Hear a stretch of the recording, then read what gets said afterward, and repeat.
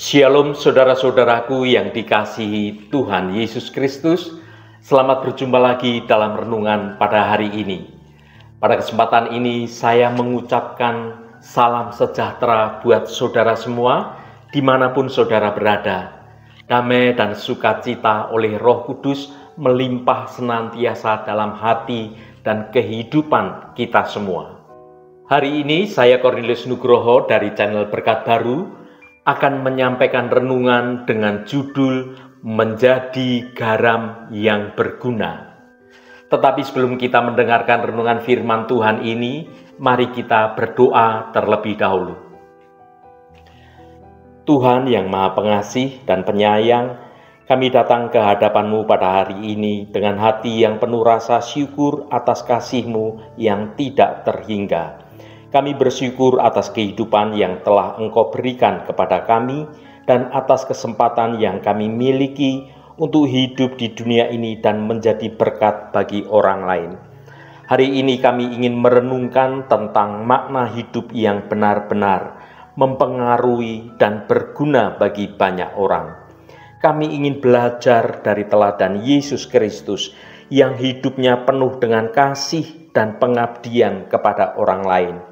Tuhan, kami mohon bimbinglah kami dalam renungan hari ini. Bukalah hati dan pikiran kami agar kami dapat memahami dengan jelas apa yang Engkau inginkan dari kami. Tolonglah kami untuk memiliki hati yang penuh dengan kasih dan kepedulian terhadap orang lain.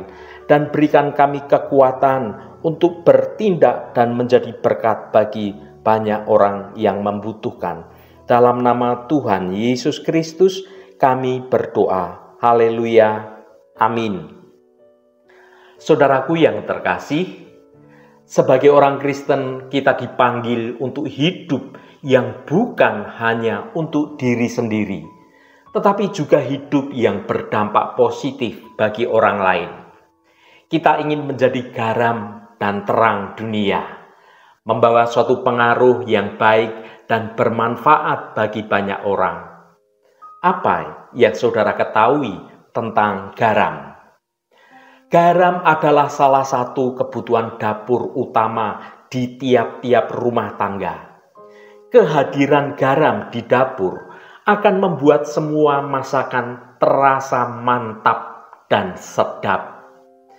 Bila para ibu rumah tangga memasak sayur tanpa garam, bisa-bisa akan dimarahi oleh suaminya karena rasa sayur itu akan terasa hambar. Demikian juga dengan hidup kita, saudaraku. Tuhan menghendaki kita seperti garam yang dapat mempengaruhi dan berguna bagi sesama kita. Mari kita baca Matius pasal 5 ayat 13. Kamu adalah garam dunia. Jika garam itu menjadi tawar, dengan apakah ia diasinkan? Tidak ada lagi gunanya selain dibuang dan diinjak orang. Saudaraku, ayat ini merupakan bagian dari khotbah di bukit, di mana Yesus mengajar para pengikutnya tentang bagaimana menjadi orang Kristen yang sejati.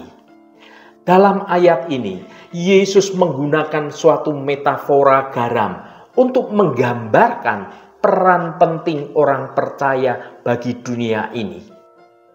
Garam memiliki beberapa fungsi penting, saudaraku. Yang pertama, mengawetkan makanan. Garam membantu mencegah makanan menjadi busuk. Analogi garam berarti orang Kristen harus menjadi pengawet yang melawan suatu kerusakan dan kemerosotan moral di sekelilingnya. Kita harus hidup dengan cara yang kudus dan berintegritas sehingga menjadi teladan bagi banyak orang lain. Yang kedua, menambah rasa. Garam memberi rasa pada makanan yang hambar. Gambaran tentang garam ini, saudaraku, ini berarti bahwa orang Kristen harus menjadi pembawa rasa yang membawa sukacita, yang membawa damai sejahtera, dan memperkenalkan kasih Allah kepada banyak orang yang hidupnya kelam, penuh dosa, dan terombang-ambing dalam ketidakpastian akan situasi dunia ini. Kita harus menyebarkan kabar baik tentang Injil dan menunjukkan kasih Kristus kepada semua orang. Yang ketiga, memurnikan. Garam dapat digunakan untuk membersihkan dan memurnikan suatu benda. Yesus memakai garam sebagai analogi untuk menggambarkan peran anak-anaknya dalam dunia ini, peran kita sebagai umatnya. Orang Kristen harus menjadi agen pemurnian yang membantu lingkungan dunia ini menjadi lebih baik. Kita harus terlibat dalam suatu pekerjaan sosial, menegakkan keadilan, dan memperjuangkan nilai-nilai kebenaran Tuhan. Saudaraku yang dikasihi Tuhan, garam baru akan memiliki nilai yang berguna apabila garam itu memiliki rasa asin. Mari kita baca Lukas pasal 14 ayat 34 dan 35 bagian A. Garam memang baik, tetapi jika garam juga menjadi tawar, dengan apakah ia diasinkan? Tidak ada lagi gunanya baik untuk ladang maupun untuk pupuk, dan orang membuangnya saja.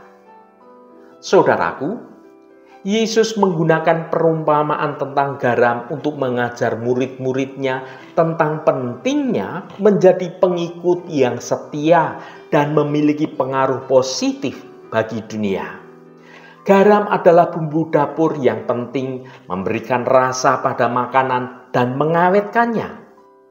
Namun jika garam kehilangan rasa asinnya, ia menjadi tidak berguna dan cuma untuk dibuang saja. Hidup yang tidak berguna bagaikan garam yang kehilangan rasa asinnya. Garam tersebut tidak lagi memiliki fungsi dan hanya akan dibuang dan diinjak-injak orang. Demikian pula hidup kita yang tidak membawa suatu pengaruh yang positif bagi orang lain akan dianggap sia-sia.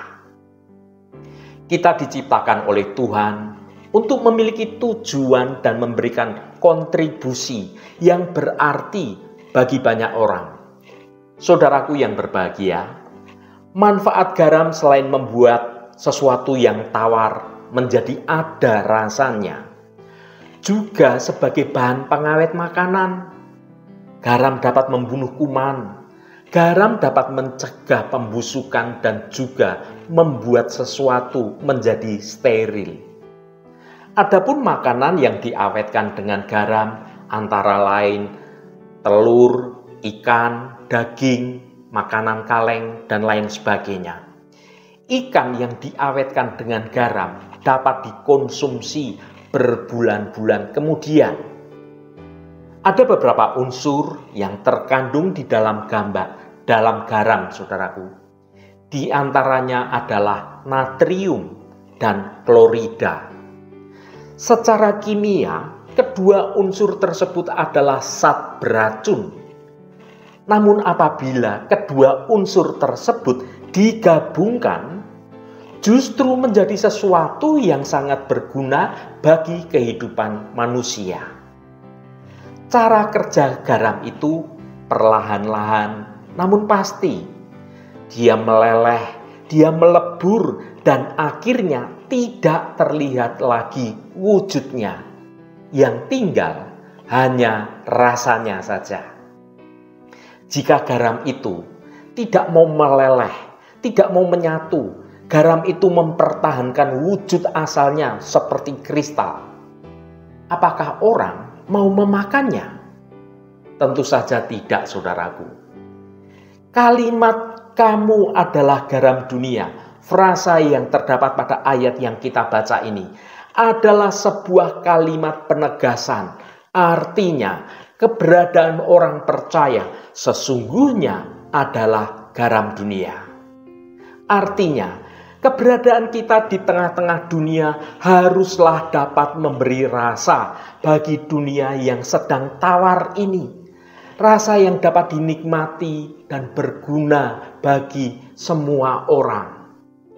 Garam yang tidak asin atau sudah menjadi tawar adalah gambaran dari kehidupan orang yang tidak bisa menjadi berkat bagi orang-orang di sekitarnya. Untuk menjadi garam dunia dibutuhkan suatu pengorbanan, saudaraku. Sebagaimana garam itu harus meleleh, harus melebur, dan tidak lagi wujudnya nampak seperti kristal, maka kita pun harus rela menanggalkan manusia lama kita, menyalipkan kedagingan kita, dan tidak lagi menjadi orang yang egois. Saudaraku yang diberkati Tuhan, apa arti hidup yang mempengaruhi dan berguna bagi banyak orang? Hidup yang mempengaruhi dan berguna bagi banyak orang itu berarti hidup yang nomor satu, hidup yang penuh kasih.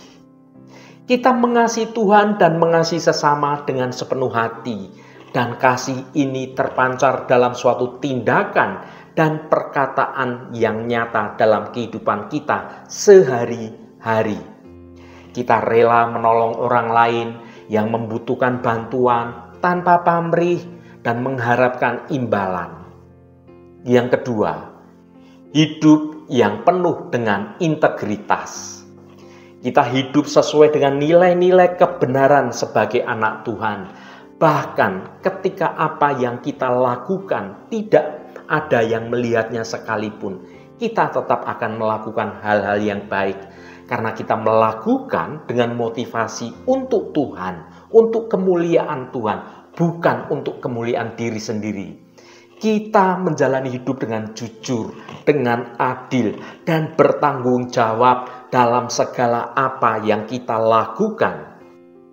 Yang ketiga, hidup yang penuh dengan talenta dan kemampuan.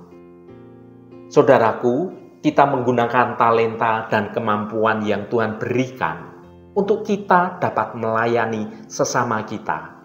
Kita menjadi berkat bagi masyarakat, bagi orang lain dengan apa yang sudah kita miliki. Ini tidak bicara tentang harta benda saja, saudaraku, tetapi juga dengan perhatian kita, nasihat kita, semua talenta yang ada pada diri kita. Yang keempat, hidup yang penuh dengan semangat. Kita memiliki semangat untuk membuat dimanapun kita berada menjadi tempat yang lebih baik. Kita tidak takut untuk melawan ketidakadilan dan kemungkaran, dan kita selalu berusaha untuk membawa suatu perubahan yang baik, perubahan yang positif, sesuatu hal yang berguna bagi banyak orang. Bagaimana kita dapat hidup yang mempengaruhi dan berguna bagi banyak orang? Yang pertama, mendekatkan diri kepada Tuhan. Hubungan yang intim dengan Tuhan adalah sumber kekuatan, sumber inspirasi kita untuk hidup yang berdampak luas. Semakin kita dekat dengan Tuhan, maka semakin mudah bagi kita untuk hidup sesuai dengan kehendak-Nya. Dan kita, kalau dekat dengan Tuhan, kita akan dimampukan, kita akan dijadikan saluran berkat bagi orang lain. Ketika kita dijadikan saluran berkat, berarti Tuhan mencurahkan berkat-berkat bagi kita semua. Dan berkat-berkat ini akan kita salurkan juga kepada orang lain. Yang kedua, membaca Alkitab dan merenungkan firman Tuhan. Firman Tuhan adalah pedoman hidup kita. Dengan membaca Alkitab dan merenungkannya, kita dapat belajar bagaimana hidup yang berkenan kepadanya dan bagaimana menjadi berkat bagi orang lain. Yang ketiga, bergabung dengan komunitas Kristen.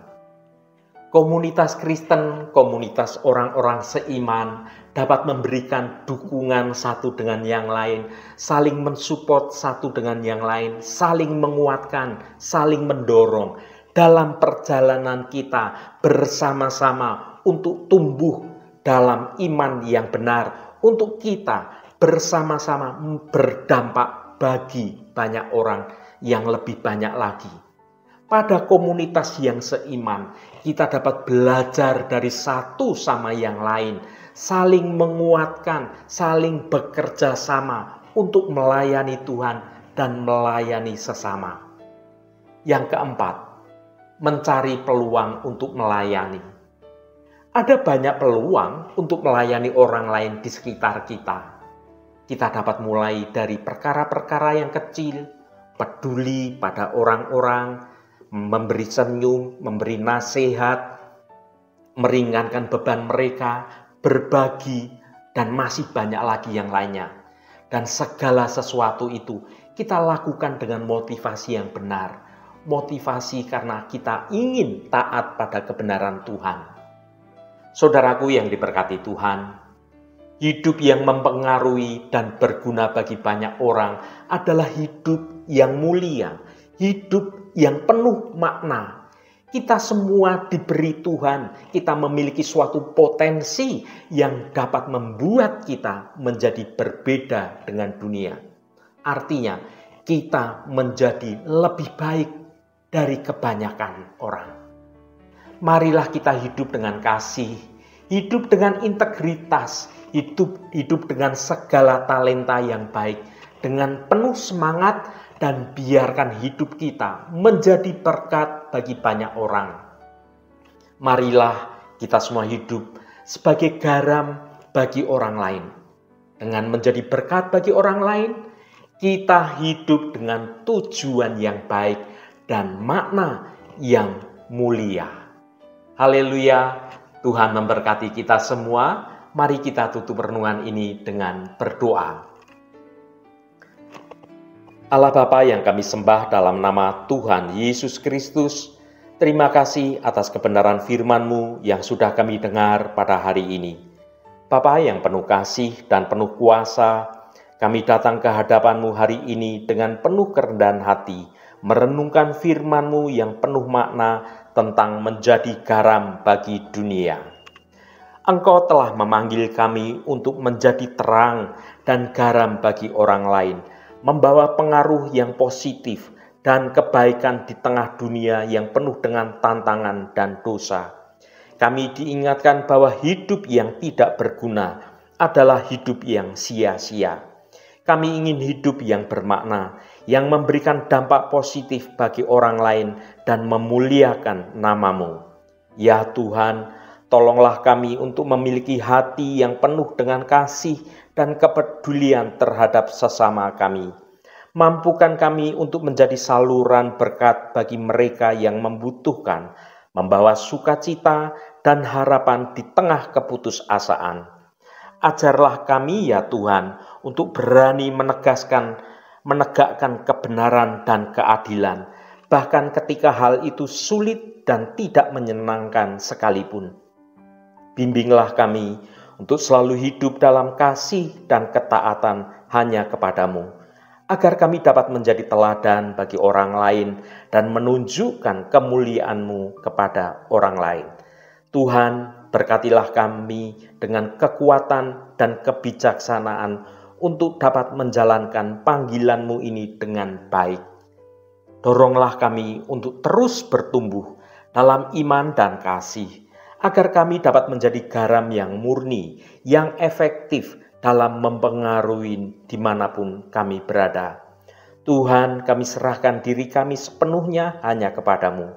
Pimpinlah kami di setiap langkah perjalanan kami, dan pakailah kami untuk menjadi alat-Mu yang membawa perubahan yang positif dan kebaikan bagi dunia ini.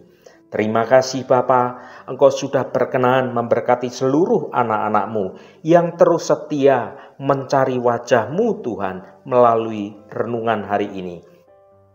Dan bawa kami di dalam takut akan Tuhan, dan bawa kami juga dalam perkenanan Tuhan, agar hidup kami boleh terus menyenangkan hati Tuhan.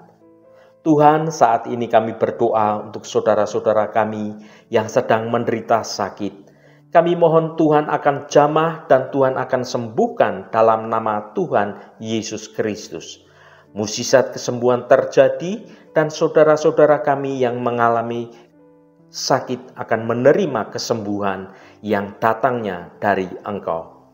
Allah Bapa yang Maha Pemurah, berkati juga setiap mereka yang sedang ada masalah dan persoalan lainnya. Kami percaya jika kami datang dengan segala kerendahan hati dan dengan segala pertobatan kami yang sungguh-sungguh, maka Tuhan akan turut bekerja dalam hidup kami untuk mendatangkan sesuatu yang baik dalam hidup kami.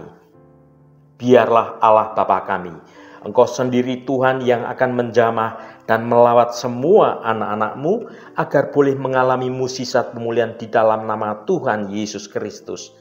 Kelepasan Tuhan dalam pemulihan setiap persoalan yang ada. Tuhan akan memberikan kelegaan, Tuhan akan menolong dan memampukan saudara-saudara kami untuk dapat menyelesaikan setiap persoalannya, setiap masalahnya dengan cara yang baik. Terima kasih Tuhan, Engkau sungguh baik dan teramat baik.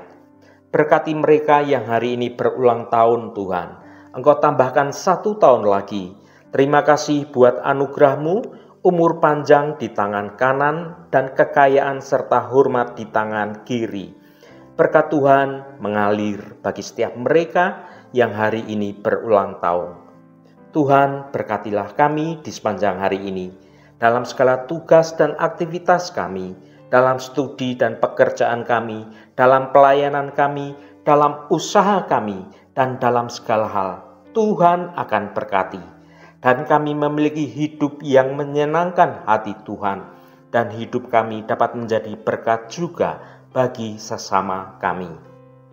Terima kasih Tuhan, segala hormat, pujian, dan ucapan syukur hanya bagi nama-Mu yang kudus. Saudaraku, mari kita berdoa Bapa kami. Bapa kami yang ada di surga, dikuduskanlah nama-Mu, datanglah kerajaan-Mu, jadilah kehendak-Mu di bumi seperti di surga. Berikanlah kami pada hari ini makanan kami yang secukupnya, dan ampunilah kami akan kesalahan kami, seperti kami juga mengampuni orang yang bersalah kepada kami. Dan janganlah membawa kami ke dalam pencobaan, tetapi lepaskanlah kami daripada yang jahat, karena Engkaulah yang empunya kerajaan dan kuasa dan kemuliaan sampai selama-lamanya. Saudaraku, bukalah hatimu dan tengadahkan tanganmu. Terimalah berkat Tuhan. Tuhan memberkati engkau dan melindungi engkau. Tuhan menyinari engkau dengan wajah-Nya dan memberikan kasih karunia. Tuhan menghadapkan wajah-Nya kepadamu dan memberikan damai sejahtera. Berkat anugerah dari Bapa Surgawi, cinta kasih karunia dari Tuhan Yesus Kristus dalam persekutuan dan penghiburan Roh Kudus menyertai kita semua sekarang ini dan sampai selama-lamanya. Dalam berkat Tuhan Yesus Kristus, haleluya, amin. Puji Tuhan, saudaraku semua, saya percaya firman Tuhan hari ini sudah menjadi berkat yang akan menuntun hidup kita semua. Roh Kudus senantiasa menolongmu dan menuntunmu untuk hidup dalam jalan kebenaran Tuhan. Saudaraku, saya sangat senang sekali dan berterima kasih jika Anda berkenan memberikan komentar pada konten video ini dan bagikan renungan ini pada teman dan sahabat Anda agar mereka diberkati juga melalui renungan ini. Terima kasih saudaraku, sampai bertemu kembali. Shalom, Tuhan memberkati.